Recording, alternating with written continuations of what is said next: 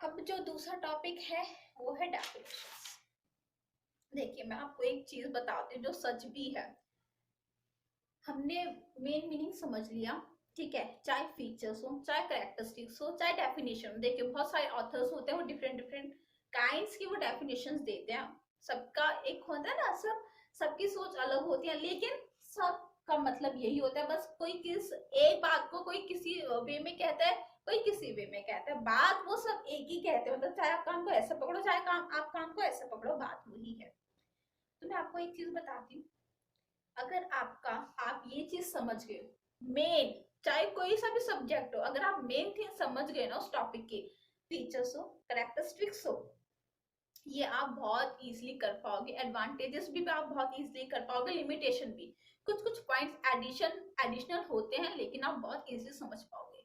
तो देखिए डेफिनेशन बहुत बहुत ज्यादा थी भाई। मार्केटिंग मैनेजमेंट में डेफिनेशन तो भरी भरी भरी है, बहुत सारे ऑथर्स हैं। तो मैंने दो काइंड की डेफिनेशन ली है जो आपको समझना, मुझे लगता है कि आपको पता भी होगा। अब तो थोड़ा सा आपको पता ही चल गया होगा कि वो मैं किस डेफिनेशन के बारे में बात कर रही हूँ, और वो डेफिनेशन अब आपको जल्दी समझ भी आ जाएगी। दो इसमें कैटेगरीज है। पहली है ट्रेडिशनल, को हम बोलेंगे नैरो। नैरो और क्या बोलेंगे, प्रोडक्ट ओरिएंटेड डेफिनेशन। देखिए चलो, दो काइंड की डेफिनेशंस हैं, और भी हैं, लेकिन ये मुझे लगता है आपको पता होनी जरूरी है। एक है आपका ट्रेडिशनल, मेरी राइटिंग को मतलब मैं जल्दी जल्दी लिख रही हूँ तो आप समझ लेना, मैं बोल भी रही हूँ इसलिए। ट्रेडिशनल को हम बोलेंगे नैरो, भी हम बोल सकते हैं, प्रोडक्ट भी बोल सकते हैं, ओरिएंटेड डेफिनेशन। अब एक चीज बताइए, मैंने वीडियो में बहुत बोला है पुराने जमाने में क्या होता था। मैंने आपको बताया कि पुराने जमाने में दुकानों पे मतलब लोग क्या बेचते थे, बताया था ना अभी 2 महीने पहले बताया था कि वो किस पे ज्यादा फोकस करते थे, बस पैसा पैसा, कस्टमर गया भाड़ में। और दूसरी है आपकी मॉडर्न। मॉडर्न को हम बोलेंगे ब्रॉडर और कस्टमर ओरिएंटेड। अब तो आपको समझ में आ भी गया होगा, काफी कुछ आपको समझ में आ गया होगा। तो हम लिखेंगे मॉडर्न। नैरो का हो जाएगा आपका ट्रेडिशनल का मॉडर्न, नैरो का आपका ब्रॉडर, प्रोडक्ट का आपका कस्टमर। बहुत इजी है, ठीक है। ब्रॉडर, ब्रॉडर, और यहाँ पे हो जाएगा आपका कस्टमर, नहीं भूल गई, कस्टमर ओरिएंटेड, ओडी। ओडी लिख दिया मैंने, ओरिएंटेड डेफिनेशन। बहुत इजी है, चुटकी में हो जाएगा।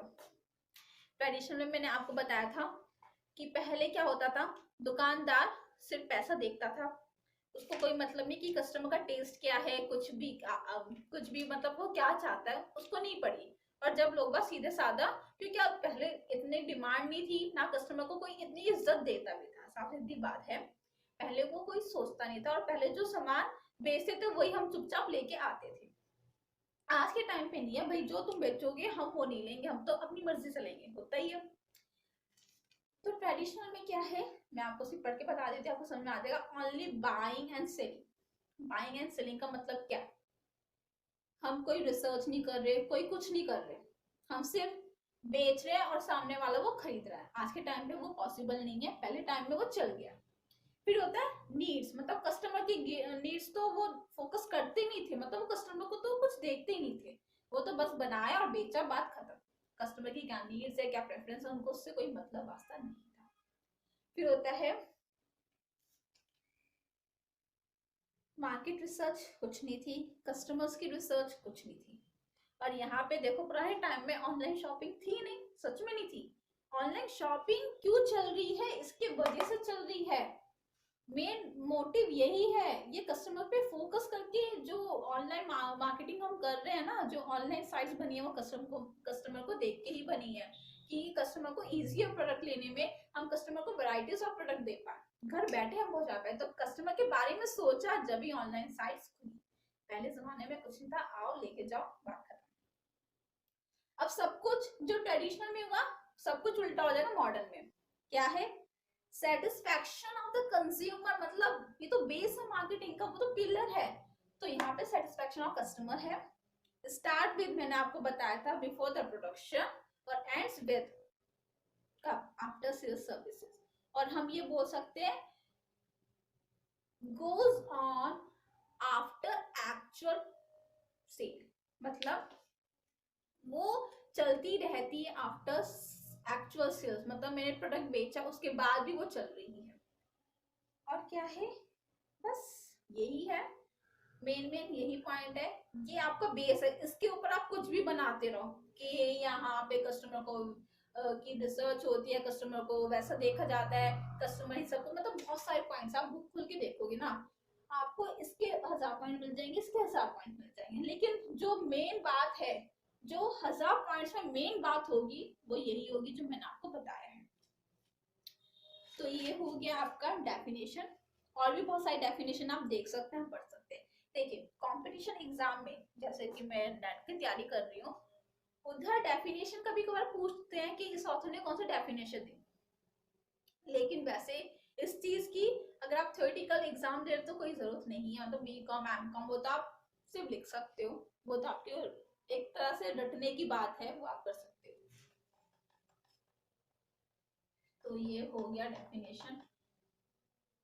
प्लीज आप जब भी आप ये मेरी वीडियो देखते हो तो प्लीज आप बताना आपको मेरी वीडियो में मतलब आपको समझ में तो आ रहा है ना, क्योंकि देखिए मैं यहाँ पे पढ़ा रही हूँ, सिर्फ आपको पढ़ा रही हूँ, मतलब मैं आप लोगों के लिए कर रही हूँ, अगर आप लोगों को नहीं बेनिफिट होगा तो मेरा क्या फायदा, मैं यहाँ पे खड़े होकर पढ़ा, मतलब मुझे अपने ऊपर गिल्ट मुझे फील होगा कि मतलब मैं आपको समझा नहीं पा रही हूँ। तो प्लीज आप मुझे बताना कि आपको समझ में तो आ रहा है, वरना मैं कोई और चेंजेस लाऊंगी आपको समझाने के लिए। ये फिर से बार बार हट जाता है हमारा। तो अब आता है नेचर ऑफ मार्केटिंग। देखिए ये जो नेचर ऑफ मार्केटिंग है ना, ज्यादातर बुक्स में बहुत बड़ी बड़ी थ्योरी लिखी हुई है, मैं आपको मेन चीज बता देती हूँ। साइंस और आर्ट बहुत मतलब हर सब्जेक्ट में ना ये होता ही होता है, मैंने देखा। अब ये बताओ मार्केटिंग साइंस है या आर्ट है? एक बात आप, पहली बात मेरी आप सुन लो, मैं रीजन बाद में बताऊंगी, मतलब अभी बताऊंगी।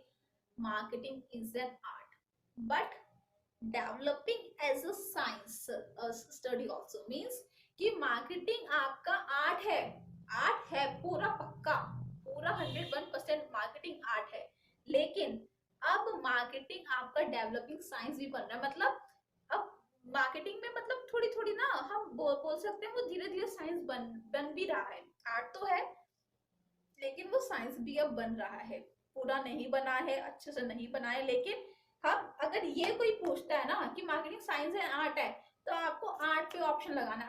अगर सेकंड ऑप्शन ये है कि मार्केटिंग आर्ट और डेवलपिंग साइंस है तो उस पे ऑप्शन लगाओ, ठीक है ना। अब आप ये समझ लीजिए, पहले तो हमें ये पता होना बहुत जरूरी है साइंस और आर्ट क्या होती है। देखिए आर्ट का मतलब क्या है, हम कहते हैं ना यार आर्ट है यार तेरे में, तो मतलब कुछ ना कुछ तो है। आर्ट का मतलब है क्रिएटिविटी, मतलब सबके पास वो होती नहीं है, सबके पास होती है लेकिन अलग अलग होती है, किसी की कुछ आर्ट है, किसी की में कुछ क्रिएटिविटी है, सबके पास है लेकिन सबके पास अलग अलग है, और अलग अलग होनी बनती भी है। तो आपकी आर्ट का मतलब क्या है, जो हम मार्केटिंग में एक्टिविटीज कर रहे हैं उसमें सबसे ज्यादा जरूरत क्रिएटिविटी की होती है। क्यों होती है? कस्टमर के दिमाग को पढ़ना, प्रोडक्ट को डेवलप करना, सारी प्लानिंग करना, मतलब हम सारी चीजें मतलब हम कर रहे हैं। आप फोकस कीजिए, आर्ट का मतलब है कुछ चीज करना एक अच्छी तरह से। हमने क्या पढ़ा है, मार्केटिंग की जो एक्टिविटीज हैं उसको अच्छे से मैनेज करना क्या होता है, आर्ट। मैनेजमेंट क्या होता है, एक आर्ट है, एक क्रिएटिविटी है। तो आपकी जो मार्केटिंग है वो आर्ट है, मतलब हम कुछ कर रहे हैं, कुछ अच्छा कर रहे हैं, एक मैनेज, अगर हम किसी चीज को मैनेज कर रहे हैं वो भी हमारी आर्ट है। हम अगर मार्केटिंग की एक्टिविटीज को मैनेज कर रहे हैं तो वो आर्ट है, हम कुछ कर रहे हैं। देखो बहुत सिंपल है, यहाँ पे लिखा है to do something with creativity, with your creativity, application और use of set of rules और प्रैक्टिसेस। रूल्स तो है, प्रैक्टिस भी है। रूल्स इन द सेंस कुछ प्रिंसिपल्स ऑफ मैनेजमेंट होते हैं, वो भी हम थोड़ा थोड़ा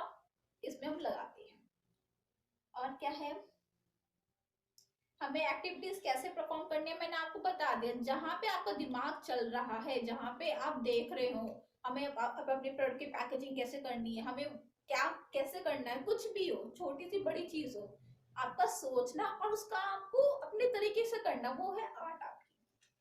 तो मार्केटिंग आपकी आर्ट है। अब आर्ट देखो, आपके पास है मैनेज करने की स्किल्स, तो आपके बिजनेस में चाहे कोई भी प्रॉब्लम आएगी आप चुटकी में सॉल्व कर दोगे। आपको प्राइसिंग देखनी होगी कि हम प्रोडक्ट की प्राइस कैसे करें, आप अपना दिमाग को लगा के सोचो कि हम कौन कौन सी पॉलिसीज अडॉप्ट कर सकते हैं प्राइसिंग की। तो वही सारी चीजें, आप एक चीज समझ जाओ आपको सारी चीजें समझ में आ जाएगी। और फिर होता है साइंस। अब ये साइंस नहीं है, डेवलपिंग साइंस है। मतलब मार्केटिंग डेवलपिंग साइंस मतलब बन रहा है अभी, ये पूरा साइंस नहीं है।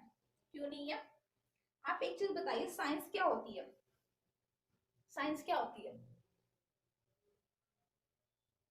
तर्क वितर्क, जिसमें हम करते हैं ना, ये ऐसा क्यों है, वो ऐसा क्यों है।